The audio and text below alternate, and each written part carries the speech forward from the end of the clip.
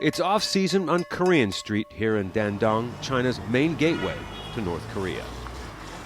But even though it's winter, there should be more North Korean tourists using their one-day passes into China. Buying supplies would seem simple in most of the world, but unavailable in their isolated country.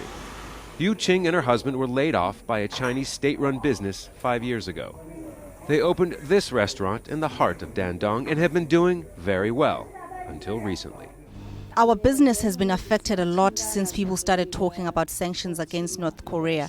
There's a big decrease in the number of customers. Like yesterday, there were only 2 tables of customers from North Korea. Normally, there would be 4 or 5 tables. But there will be a much bigger impact here than a decline in tourism. One element of these toughest ever sanctions against North Korea came after weeks of closed-door negotiations between the United States and China.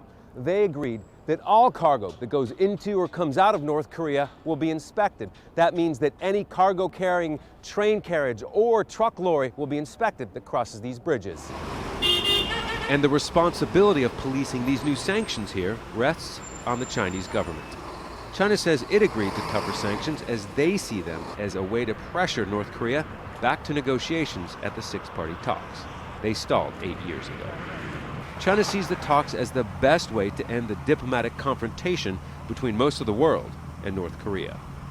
An emblem of the high hopes of the Sino-North Korean trade relationship, China spent $350 million on this bridge that was due to open 2 years ago. But on the North Korea side of the Yalu River, reportedly, scant little work has been done, only a dirt ramp.